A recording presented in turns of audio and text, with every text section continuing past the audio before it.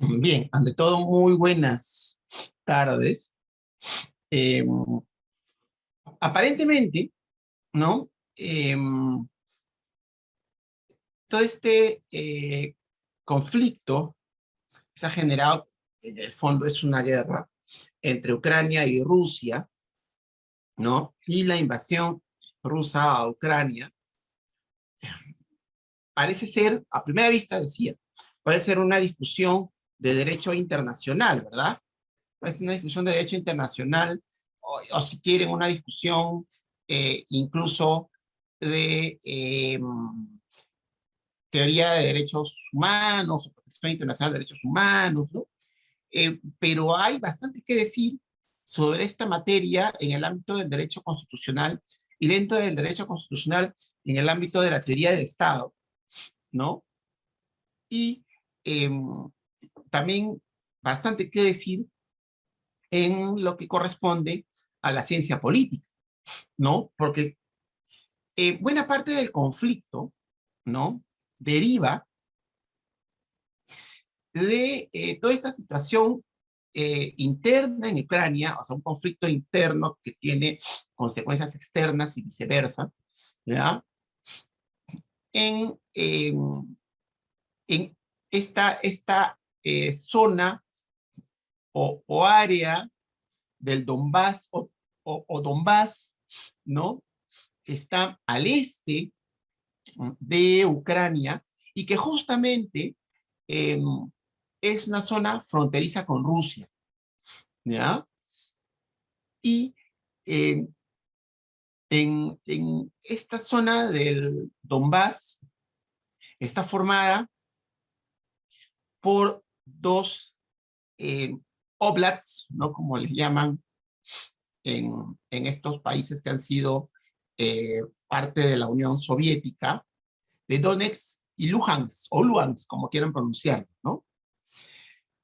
Entonces, claro, la discusión, la primera discusión que encontramos acá es, tan alegremente puede una unidad territorial de un Estado decidir separarse de este, por más autónoma que sea, por más descentralizado que esté este Estado, entonces puede esta unidad, perdón, esta área o esta zona, ¿no? Del territorio de un país determinado, podría simplemente declarar su independencia y separarse del Estado del cual forma parte.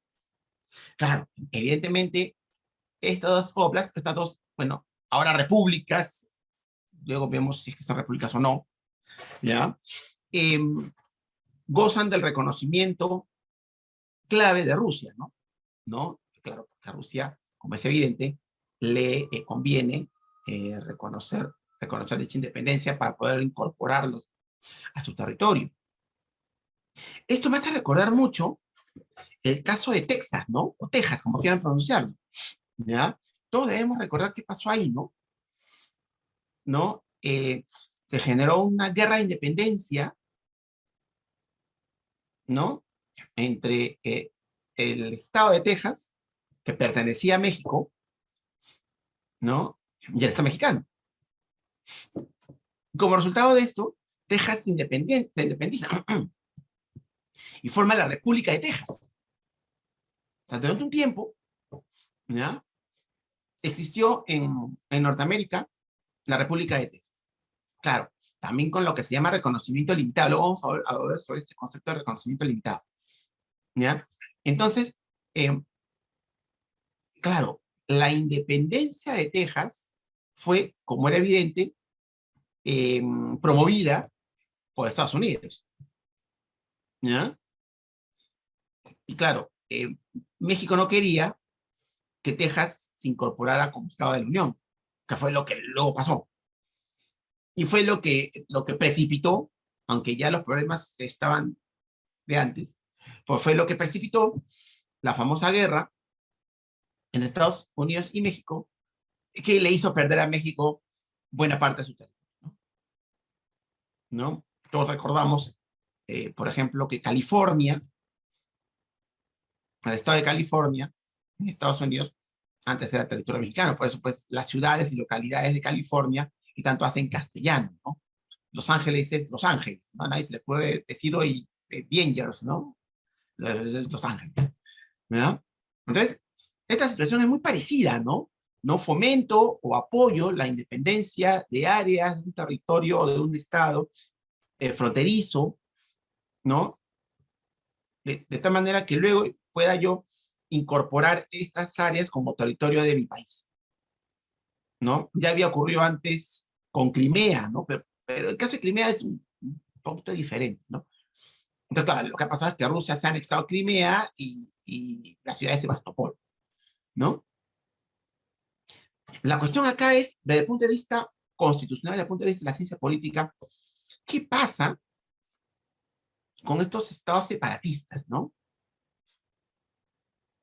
¿Qué se requiere para que esta porción de un territorio determinado sea reconocido como Estado? Vamos a dar un paso atrás. ¿Ya? En la teoría del Estado se reconoce desde Jelinek, y acá pareciera ya haber consenso, ¿no? Que un Estado para ser tal está formado de tres elementos, ¿no? El pueblo, población, ¿no? Que son las personas que son sujetos y objeto del poder del Estado. El territorio, que es el espacio físico donde el Estado se asienta, ¿no? Y el poder político, ¿no? El poder político, ¿ya? Es esta facultad del Estado de poder influir en el comportamiento de su población, ¿no? O sea, el poder de influir a través de la coerción, evidentemente sustentada en el derecho, ¿no? Ahora, este poder político eh, está eh, sustentado en determinadas características, ¿no? Primero que es un poder soberano, y viene lo interesante, ¿no? ¿Qué significa que es soberano? No reconoce poder superior, ¿no? ¿Ya? El concepto de soberanía, la soberanía más que un sustantivo es un adjetivo, ¿no? ¿No? El poder político es soberano, ¿ya? Porque no reconoce poder superior, ¿ya? Y entonces, claro, para, para determinar si se reconoce o no poder superior, hay quienes señalan, ¿no? Importante sector de la doctrina que señala que eso requiere reconocimiento. ¿Reconocimiento de quién? De la comunidad internacional.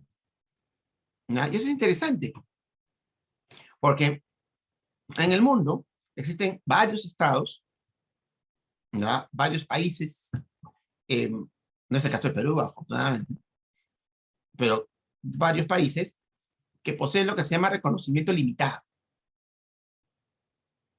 ¿ya? De repente, el caso más famoso, justamente porque estuvo también sobre el tapete del ámbito internacional hasta hace poco tiempo, porque claro, sigue siendo un tema conflictivo, pero este conflicto es más serio, ¿no? El de Rusia con Ucrania. Hablamos de Taiwán, ¿no? ¿No? Eh, pues claro, eh, la República China, ¿no? Y ahora uno a veces no tiene claro a qué nos referimos con República China, es la China continental o, o Taiwán, ¿no? Pero la China continental señala hasta el momento que Taiwán es parte indivisible de su territorio. Claro, no se atreven a invadirlo porque van a generar un conflicto internacional, ¿ya? Porque Taiwán es aliado de Estados Unidos. Eh, pero jurídicamente, constitucionalmente, ¿no? Los chinos afirman que Taiwán es parte de su territorio. Y en consecuencia, China continental tiene un reconocimiento no completo, no existe consenso, y Taiwán tiene también un reconocimiento limitado. Claro, lo interesante es que acá ha operado como vasos comunicantes, ¿no? Al inicio, ¿ya? La, el reconocimiento de China era un reconocimiento muy limitado, ¿ya? Eh, respecto del reconocimiento a Taiwán.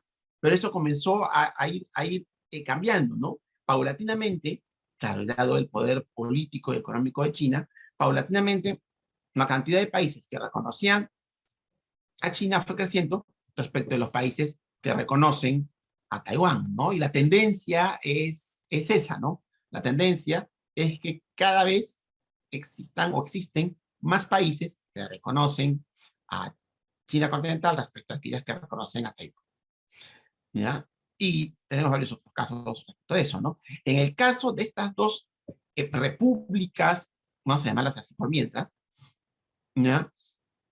Que formaban parte, o que forman parte, como quieran verlo, también es algo que hay que dilucidar, del territorio ucraniano, ¿ya? En esos casos el reconocimiento es sumamente limitado, ¿no? ¿Verdad? El grueso de la comunidad internacional no las reconoce, ¿ya? Y esto es lo interesante, ¿no? ¿Serían autónomas, serían independientes? ¿Qué se requiere para eso, no? Es algo que podemos ir conversando ahora. Yo creo que ya estoy con el tiempo. Los dejo con la profesora Nadia Palomino. Gracias, doctor Guzmán. Interesante su análisis sobre la teoría del Estado, ¿no? Desde Jelinek y los elementos de Estado para poder hablar sobre ello. Yo he preparado una pequeña presentación sobre el tema, el caso de Ucrania, precisamente. Algunos datos que ya nos ha compartido el doctor Guzmán, que ya nos ha señalado de él respecto al caso, pues, en materia que nos toca comentar esta tarde, ¿no? Sobre el concepto de unidad del Estado, el caso de Ucrania, algunos aspectos de coyuntura para más o menos contextualizar lo que estamos comentando esta tarde, darles la bienvenida a todos al webinar, después de haber escuchado al doctor Guzmán, muy interesante, y luego compartiremos algunas reflexiones en conjunto. Bueno, todo surge, efectivamente, como ha dicho el doctor Guzmán, esta es una guerra, se ha producido precisamente el 24 de febrero, lo que es curioso porque es el día de mi onomástico. Precisamente yo desperté con esa noticia terrible sobre la invasión rusa a Ucrania, ¿no? Y si bien es cierto, esto se dio el 24 de febrero, pero ha tenido eventos previos que han ido ya alertando sobre esta etapa finalmente de invasión que se produjo. Y claro, como comentaba el doctor Guzmán, si bien es cierto, esto data 3 décadas atrás, desde que se disuelve la Unión Soviética, ¿no? Desde la caída del muro de Berlín en el 89 y luego el colapso en el 91 de la Unión Soviética. En el año 2014 con Crimea, y desde el año 2014 y 15 estos eventos, esta guerra civil que tenían prácticamente los prorrusos con los ucranianos en Donetsk y Lugansk, iban pues avisorando esta situación de incertidumbre bélica que se produce pues allí en Europa y precisamente entre Rusia y estos estados limítrofes, ¿no? Y esto es importante señalar, o sea, ¿por qué precisamente Ucrania se encuentra en esta situación con Rusia, una guerra que día a día va tomando cuantiosas vidas humanas, fuera de los daños materiales, económicos y además el impacto que irradia a toda la Unión Europea y a todo el mundo? Y me parece inconcebible que en el año 2022 pues, nos estemos enfrentando nuevamente a una situación de conflicto armamentista, bélico, partiendo de que para el año de 1948, con la Declaración Universal de Derechos Humanos, el 10 de diciembre, se había tomado un compromiso internacional por parte de los estados para que estos eventos no se vuelvan a repetir, los de la Primera y la Segunda Guerra Mundial, y además donde la Unión Soviética era parte pues, de ese compromiso internacional. Sin embargo, bueno, ahora nos encontramos frente a esta situación. ¿Y por qué comenzaba comentando, ¿no? esta reflexión? ¿Por qué Ucrania precisamente? ¿No? Porque Ucrania y Bielorrusia son el cinturón de seguridad de Rusia, ¿no? O sea, son los países limítrofes, muy cercanos. Y lo que ha venido pasando es que la OTAN, que ha sido tan comentada a lo largo de estos últimos 21 días de guerra, estos últimos, desde el 24 de febrero, estos últimos 20, 21 días de guerra, es que la OTAN en el 49, cuando se conforma, el 4 de abril, con los 12 países fundadores, se organiza como una suerte de escudo de defensa militar, una organización militar, para impedir precisamente la extensión de la Unión Soviética, que iba adscribiendo estados cercanos y se iba extendiendo, ¿no? Entonces se crea OTAN para detener ello. Originalmente eran 12 países, ahora son 30 países los que conforman la OTAN, buscando protegerse precisamente de la Unión Soviética, ¿no? Sin embargo, cuando colapsa la Unión Soviética en el 91, varios países que formaban parte del Pacto de Varsovia, que se había disuelto ya, que había sido como el antagónico de la OTAN, el Pacto de Varsovia que era como el antagónico de la OTAN, en donde los países querían frenar pues, el avance, la fortaleza que tenía la OTAN.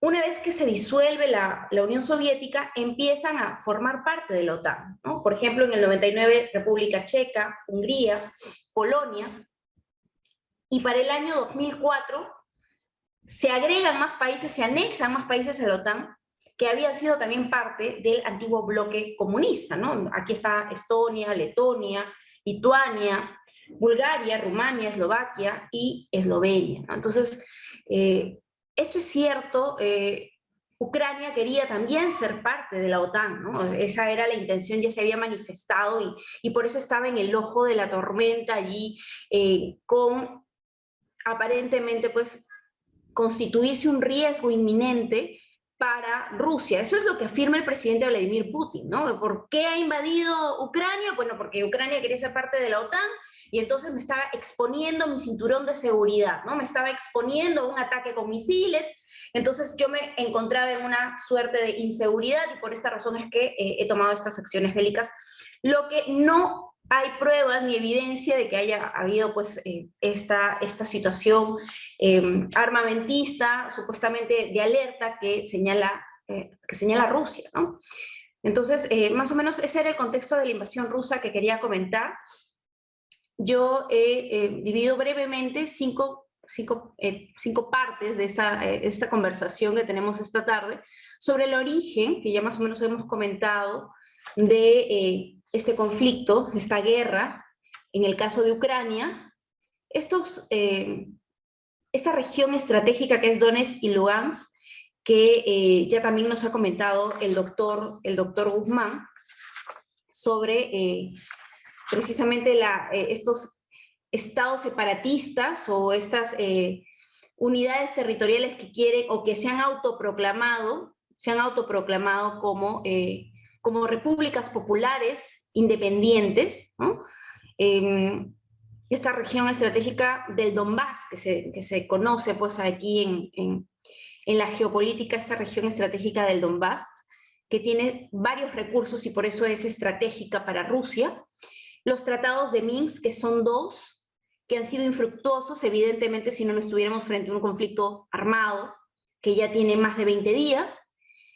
Y bueno, una suerte de luz al final del camino que esperemos sea muy pronto, que son las negociaciones de paz que se están llevando a cabo en estos momentos entre estos dos países que se encuentran pues enfrentando esta guerra, ¿no?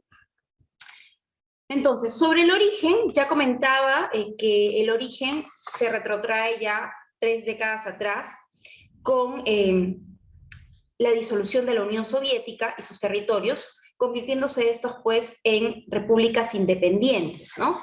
Entonces, esta posición generó en Rusia, ahora mismo, lo que pretende pues es asegurar este cinturón de seguridad con países limítrofes como Ucrania, impidiendo que formen parte de la OTAN, lo que implicaría pues una pérdida directa de la influencia y de la protección que tiene esta organización militar para defender a los estados que forman parte de la OTAN, ¿no?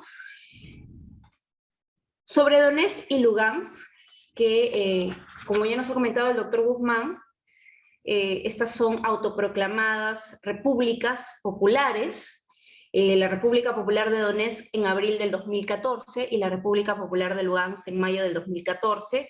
Precisamente en marzo del año 2014, un mes previo a la autoproclamación de Donetsk, es que Rusia anexionó mediante un referéndum ilegal a Crimea, que también tiene una posición estratégica porque se encuentra situada en el Mar Negro, ¿no? En el Mar Negro, y que alberga ahora actualmente la base naval rusa de Sebastopol.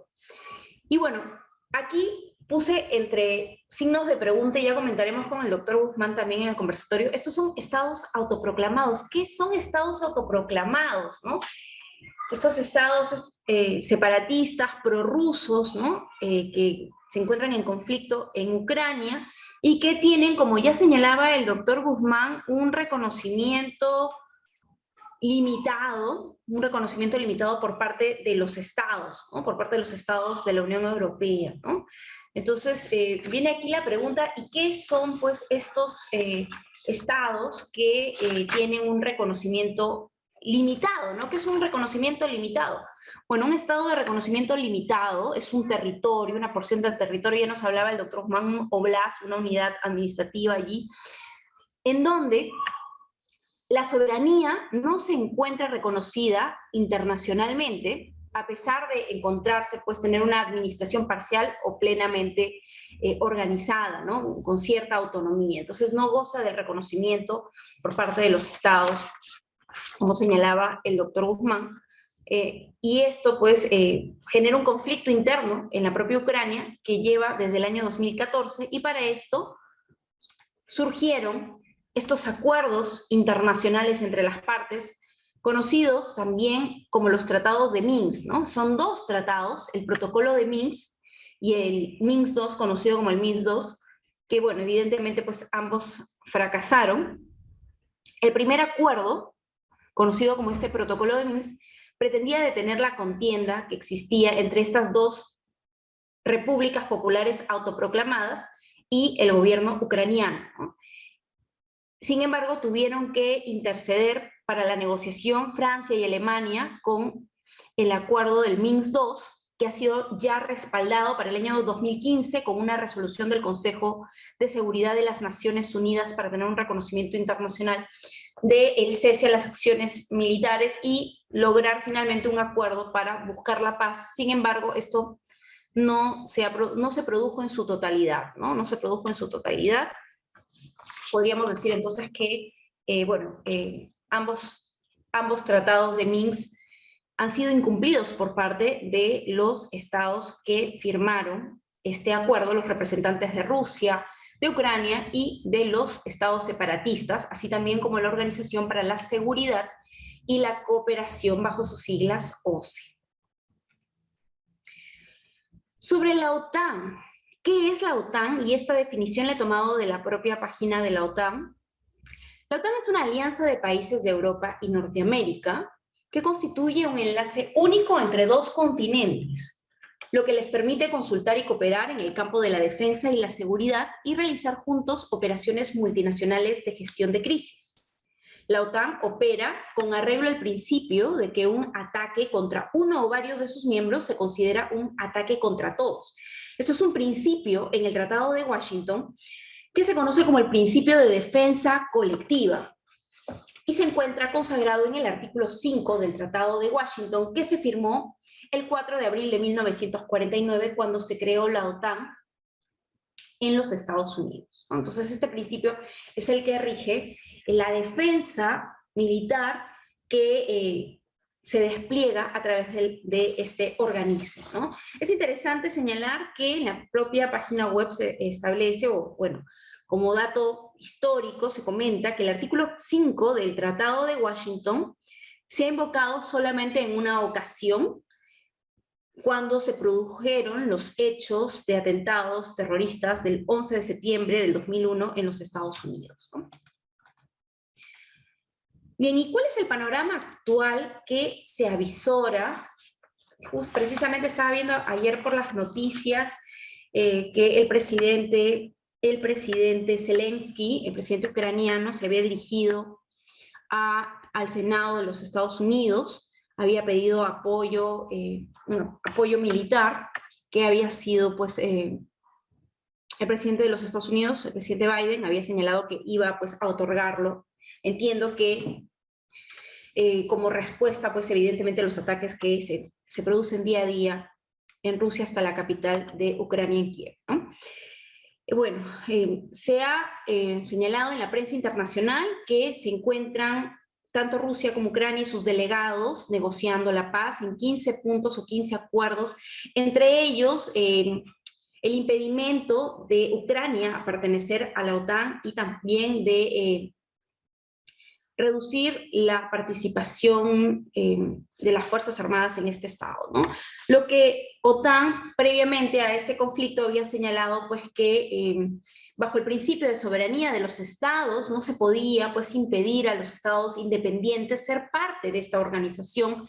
Sin embargo, creo que el conflicto no es un conflicto, ¿no? Esta guerra que se ha producido con la invasión de Rusia a Ucrania ha dejado pues y está cobrando muchas vidas, el coste humano, el coste material.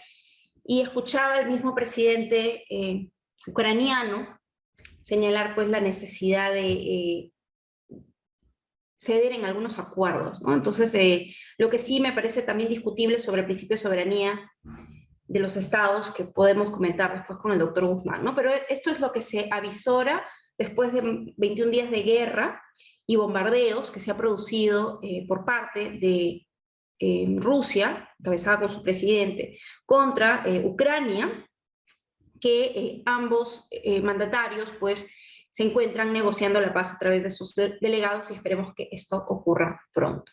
Esto sería por mi parte un breve resumen de la coyuntura del caso que comentamos esta tarde sobre la guerra en Ucrania por parte de la invasión rusa. Bien, por mi parte esos serían también los comentarios de introducción, doctor Guzmán. No sé si pasamos al conversatorio ahora. Sí, genial, sí, podemos ir avanzando con algunos puntos que hemos expresado y que son interesantes para poder discutir, ¿no? Primero vamos conversando y luego contestando las preguntas, que hay varias preguntas interesantes en el chat, ¿ya? Un primer tema es esto que estábamos conversando del reconocimiento limitado, ¿no? Uno de los puntos, efectivamente, como tú bien dices, Nadia, del acuerdo de paz va a ser, o debería ser, qué va a pasar con estas dos repúblicas, ¿no? Así que podemos darles ese nombre. Porque al final,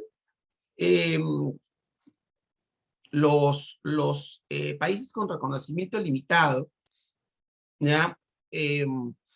Terminan teniendo relaciones internacionales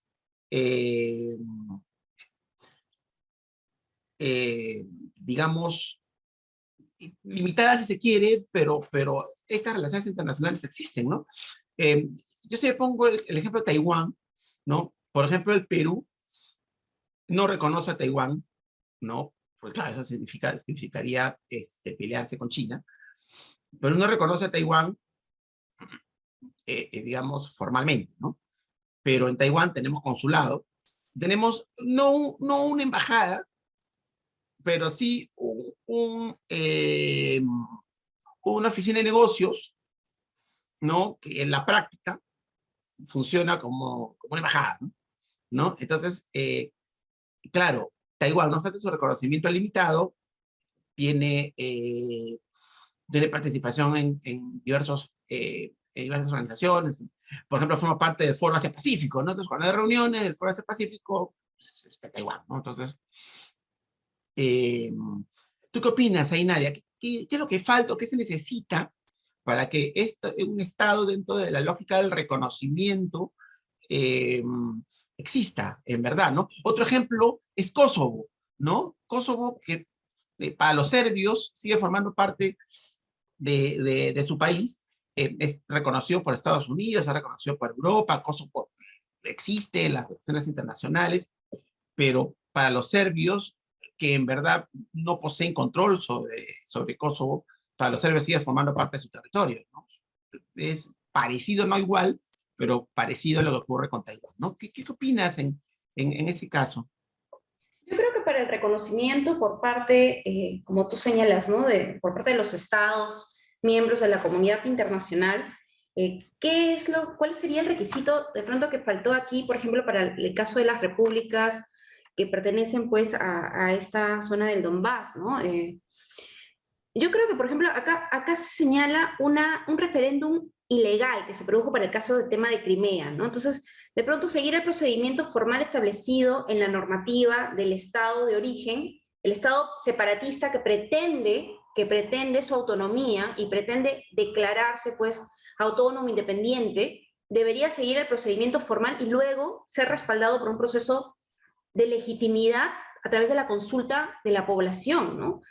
Con mecanismos que establezcan la transparencia en el proceso para que no se cuestione luego la ilegalidad del reconocimiento por parte de la población in situ, ¿no? O sea, la población que se va a ver afectada directamente en esta separación. Considero yo que pasando proceso formal y material de reconocimiento como Estado, sería muy poco probable que los Estados miembros de la comunidad internacional no acepten la creación de un nuevo Estado, ¿no? Si tiene los elementos que tú bien has señalado de la teoría del Estado y goza de esta suerte de mecanismo formal y escudo material de protección y legitimidad, yo creo que eso es lo que ha faltado en el caso Crimea, y en el caso de la República Popular de Donetsk y la República Popular de Lugansk. Eh, ya, pero ese proceso formal, o sea, sí es posible que digamos, una porción de un territorio se independice de este, ¿no es cierto? Para eso tendría que haber un procedimiento. Pero ese procedimiento, ¿quién lo va a regular? O sea, ¿cómo sé que el procedimiento está bien hecho? Debería estar en la constitución de ese país, debería haber un tratado internacional que lo regule, eh, debería tener el respaldo del Consejo de Seguridad, o sea, porque mi percepción es que ahí sí podría haber una situación delicada y hasta autoritaria, porque de repente, pues, esta unidad, esta porción del territorio que se quiere separar, eh, se quiere separar por razones que no son pertinentes, y entonces el Estado al cual este territorio pertenece está en el derecho de poder evitarlo, ¿no? Yo creo que el caso más patente es el de Cataluña, ¿no? O sea, Cataluña intentó independizarse de España, pero el intento duró muy poco porque España hizo uso de el artículo de la Constitución española del 78 que permite intervenir en las comunidades autónomas generando el cese de sus autoridades políticas y asunto resuelto. Cataluña fue intervenida y se acabó el intento y se acabó con el intento de, eh, de independencia de Cataluña. Entonces, yo creo que hay varios mecanismos, ¿no? Eh, Claro, habiendo, serían dos procesos, uno interno por parte de un proceso formal en la propia constitución del Estado y uno externo de derecho internacional a través de un convenio, un tratado, ¿no? Un organismo internacional que supervise ello, ¿no? Pero claro, entiendo las complicaciones que eso trae. Respecto, por ejemplo, a esta situación de Ucrania y estas zonas estratégicas, de esta región estratégica que son Donetsk y Lugansk, ¿no?